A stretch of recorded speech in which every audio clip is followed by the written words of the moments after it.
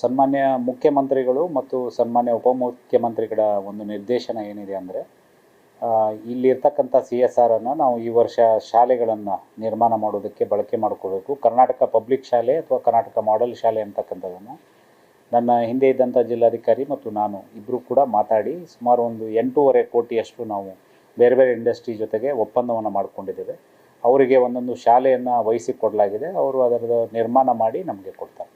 ಆ ರೀತಿ ಕೊಪ್ಪಳ ಜಿಲ್ಲೆಯಲ್ಲಿ ಕೆಲವು ಗ್ರಾಮಗಳನ್ನು ತೆಗೆದುಕೊಂಡಿದ್ದೇವೆ.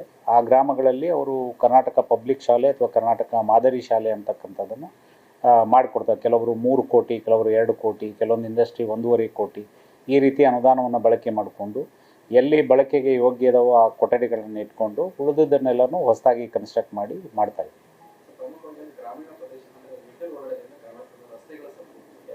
ಈಗ ನಮ್ಮಲ್ಲಿ KKRDB ಅನುದಾನದಲ್ಲಿ ಈ ವರ್ಷದಲ್ಲೂ ಕೂಡ ಕೆಲವೊಂದು ರಸ್ತೆಗಳನ್ನು ತೆಗೆದುಕೊಂಡಿದ್ದಾರೆ ಸನ್ಮಾನ್ಯ ಶಾಸಕರು ಮತ್ತು ಸಚಿವರು.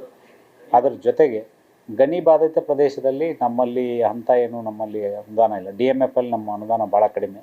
ಇಲ್ಲಿ ಇರ್ತಕ್ಕಂಥದ್ದು ಸ್ಯಾಂಡ್ ಮತ್ತು ಸ್ವಲ್ಪ ಗ್ರಾನೈಟ್ ಬಿಟ್ಟರೆ ಅಂತ ಯಾವುದೂ ನಮ್ಮಲ್ಲಿ ಗಣಿಗಾರಿಕೆ ಇಲ್ಲ. CSR ಫಂಡಲ್ಲಿ ನಾವು ಶಾಲೆಗೆ ಪ್ರಥಮ ಆದ್ಯತೆ ಕೊಟ್ಟಿದ್ದೇವೆ. ಮುಂದಿನ ವರ್ಷದಲ್ಲಿ ಬಹುಶಃ ಆರೋಗ್ಯದ ಹೆಲ್ತ್ ಸೆಕ್ಟರ್ಗೆ ನಾವು ಜಾಸ್ತಿ ಫೋಕಸ್ ಮಾಡ್ತೀವಿ. Thank you.